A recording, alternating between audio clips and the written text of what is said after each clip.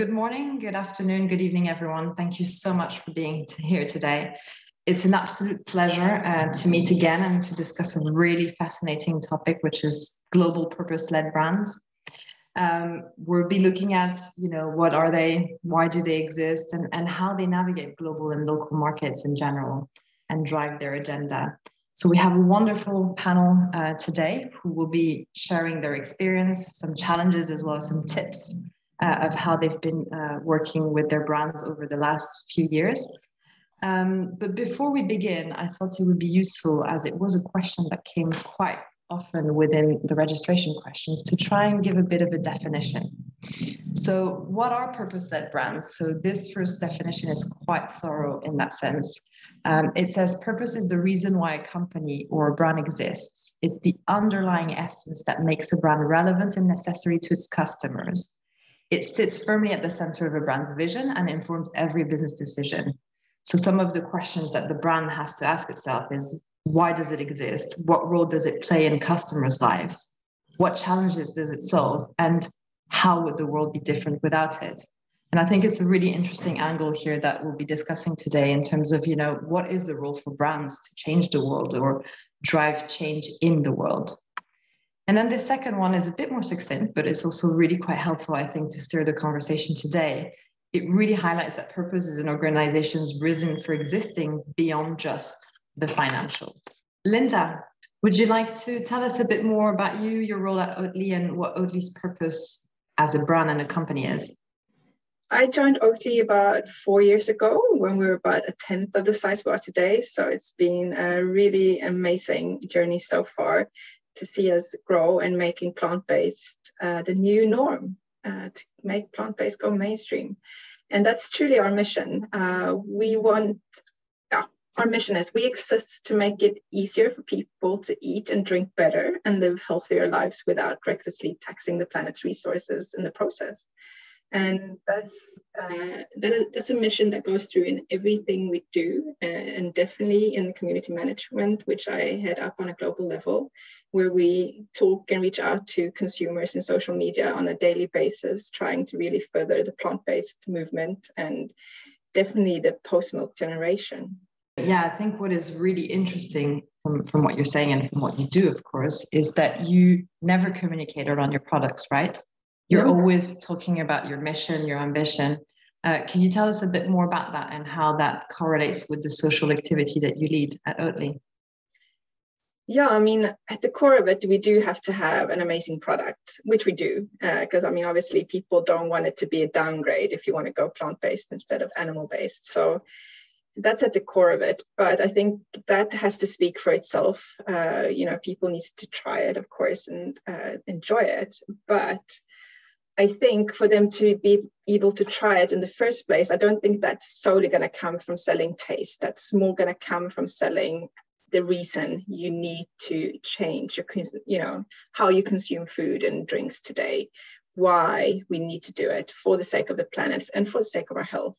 So we think, if we're going to encourage people to change their actions, change their behavior, we need to address feelings and emotions and the reasons behind us having specific dietary choices in life. So we rather want to appeal to people on that notion. Moving on to Essity, different topic, women and menstruation. Tanya, would you like to do the same, please, and introduce yourself, your role within the business, and what your purpose is? Sure, pleasure. Really interesting to hear Linda talk. So I'm Tanya, I'm the Global Marketing and Communications Director at Essity for the feminine care category. The brand in the UK is Bodyform, with different brand names across the world, but what unites all of our regional brands is the same purpose. And what we set out to do is to eradicate taboos, discomfort, and shame around periods, vaginas, and women's intimate areas in general. And there's so much work to do because there is so much category stereotypes and so much shame out there that we are trying to remove, to provide women with more confidence and to live freer lives. Because we're in the category of feminine care, anything related to periods is not only very personal, but it's also often linked to religion or society, and that has a big impact on how we can activate our purpose and the taboos we can break. And I think it needs to be locally relevant. It is quite difficult to fight it because otherwise it wouldn't be a taboo. But for example, what our teams are doing in Latin America is they're going to schools, they have special education programs, and that has recently been extended not only to girls, but also to boys. Whereas in Malaysia or in several parts with Muslim religion, that's very different because period blood is considered dirty in several parts of the world. It's not even allowed to be shown, so our advertising would be banned. And this is where teams find a different way and a different approach.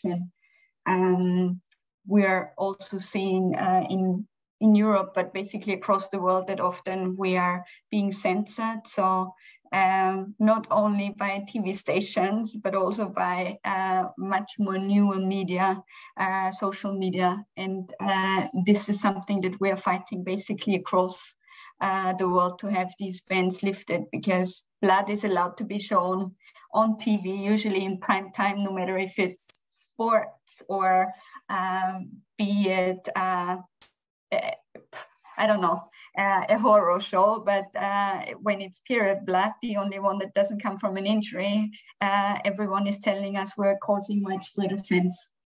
And that's something that needs to be changed and overturned.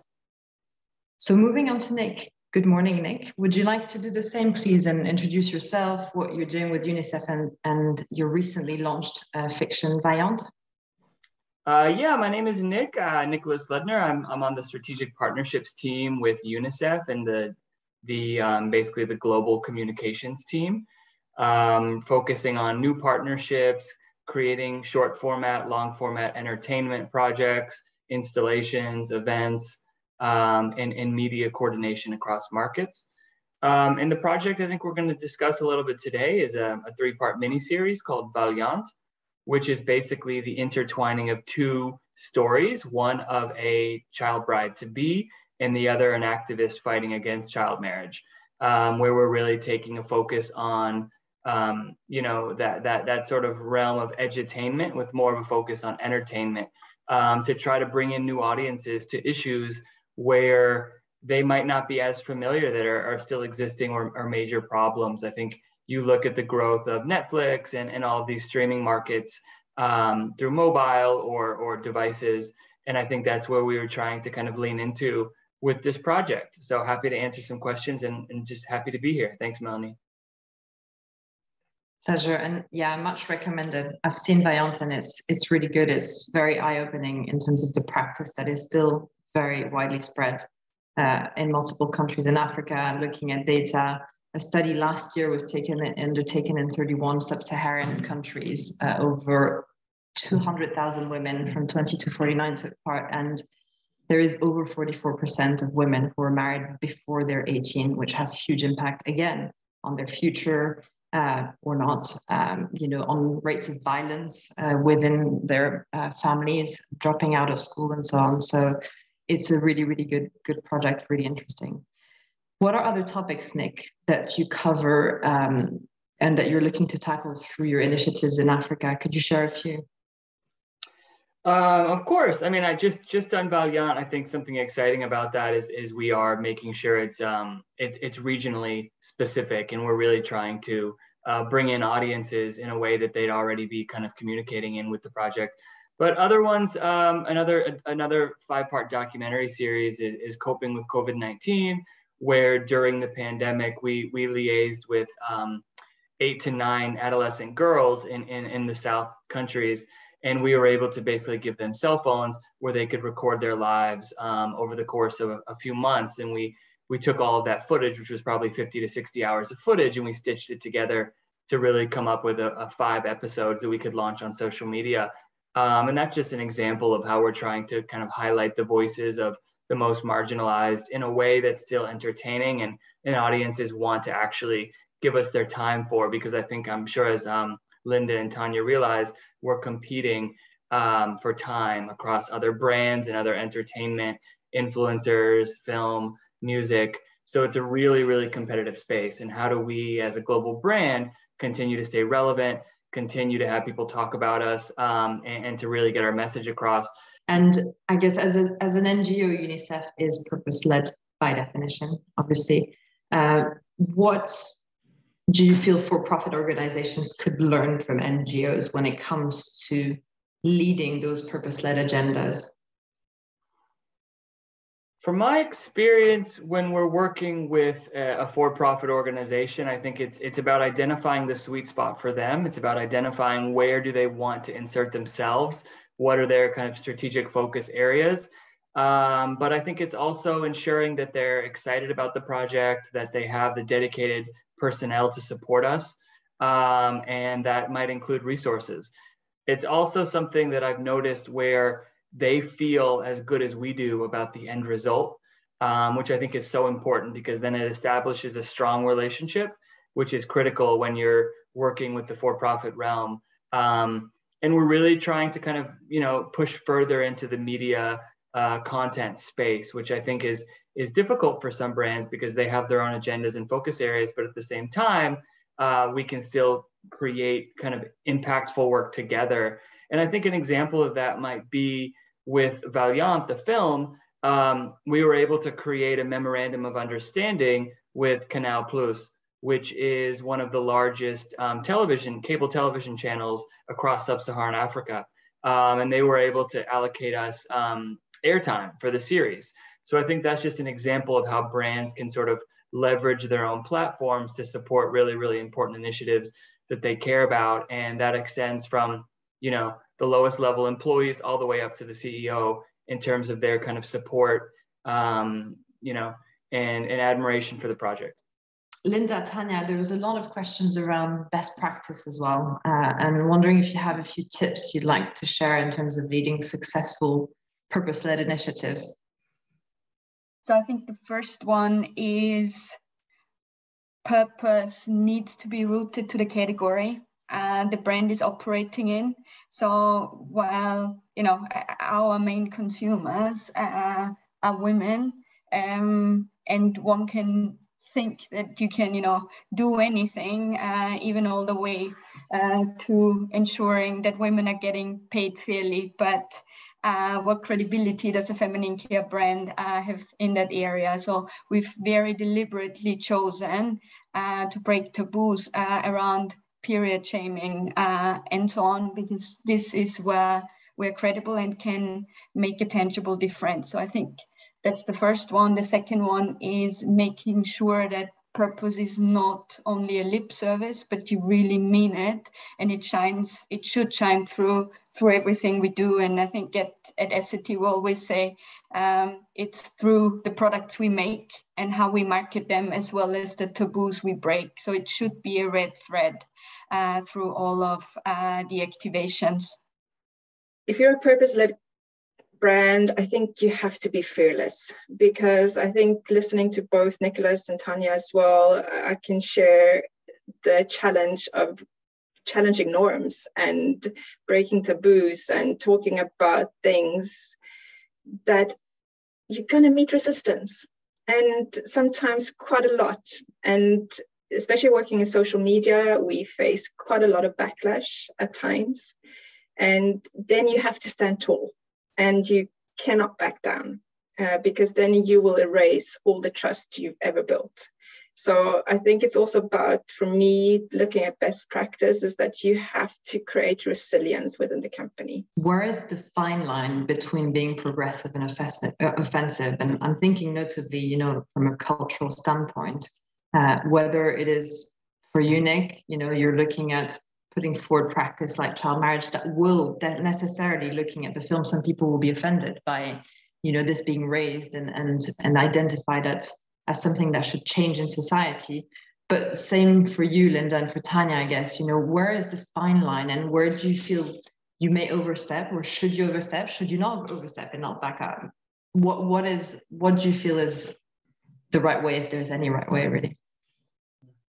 I can quickly go first. I think, yeah, it's interesting. We did post Valiant to Facebook, and it was interesting to see some of the comments. I think, interestingly enough, also from an analytics perspective, initially we were seeing, I think, in the 75% range of male audience members, and then even on the comments, I think there was victim blaming, and there was this sort of mindset that these adolescent girls are actually the ones who are provocateurs, if you will, in terms of what's happening with them, and they're the ones going out and getting pregnant, and they're actually causing issues in society across West and Central Africa, which we weren't necessarily thinking that would be the case, and a little, you know, sad, obviously, to see those sort of comments.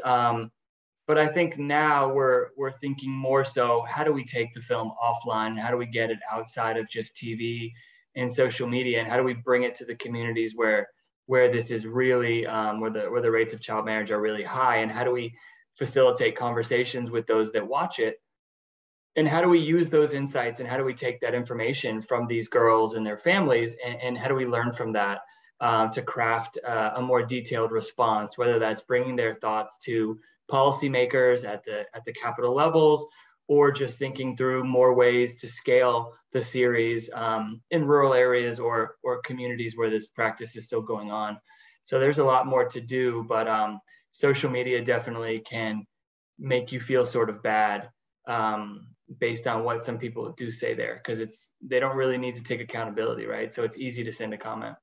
I think that the line between progressive and conservative can indeed be very fine and small. So what we try to do is to check with our consumers. So especially before we put a stake into the ground.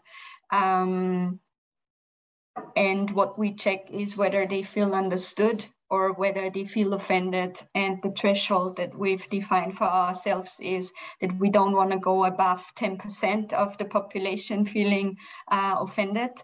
But it also means that we accept 10% feeling offended, because otherwise, you know, you wouldn't make progress and you wouldn't be able to step forward and make a difference. You can't please everyone. That's just no way, especially not if you're purpose-driven and you wanna challenge status quo, really. That means truly to provoke people, to be honest. And sometimes, I mean, if you look at our different campaigns, some campaigns we are consciously provocative because we need to stir up a debate. We need to create that space where we put the spotlight on things that need to be addressed. Do you have examples of interesting sort of initiatives that you've developed with local communities or any communities in general that respond to that point? If you look back to our core mission and our purpose, it's a lot about the fact that we do have a broken food system today. It's not going to help us reduce the climate impact to the extent we need. So that needs to be fixed, and it needs to be addressed, and it needs to be addressed from all sides. And it goes from the farming stage to production stage to how we consume food and what we choose to consume. So, I mean, we have to, and also legislation. I mean, we also have today, especially in the EU, a lot of subsidies that are actually targeting food production that we know is not good for the planet. So for us, we need to address all of those with different initiatives. And one initiative we have going is working with farmers, both in the Nordic countries and the US currently. And especially in the US, we're looking at how can we help and support them moving into more regenerative farming. So because there's a very big monoculture, and which is really disarming the soil and really not reaching up to the aims we have for a sustainable farming future. Tanya, are there initiatives that you'd like to share?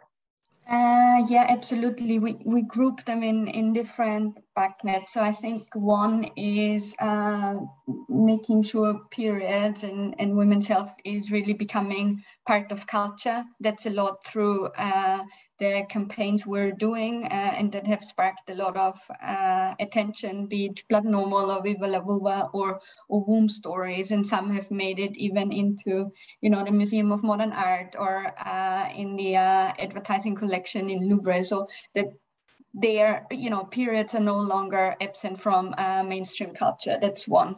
The other one is we are really working to changing unfair media rules.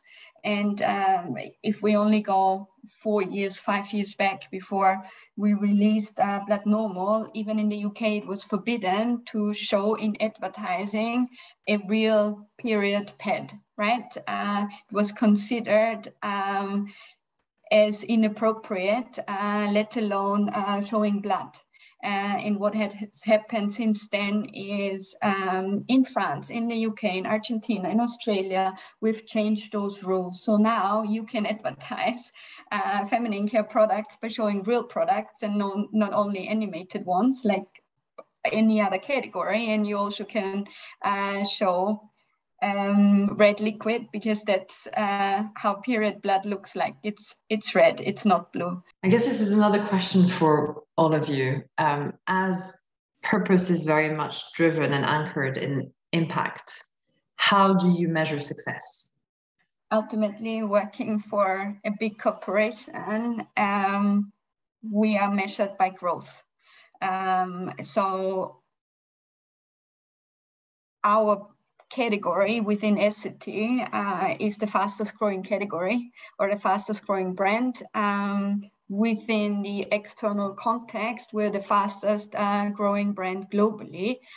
So this is ticking the corporate boxes. And then the other areas is the impact it has on employees. So we are running a survey globally among people working on Bodyforma, the respective brands. And there we've seen that 96% of respondents feel that our purpose is the right thing to do for the brand and for Women Plus. And the same amount say it makes them proud to work for the brand. So I think that's another measurement. And last but not least, we're also tracking progress. So are we really eradicating taboos, and do we see them reducing over the course of time through the work we do and through the work that is inspiring other brands who help us and join the cause? So that's the areas how we are measuring success.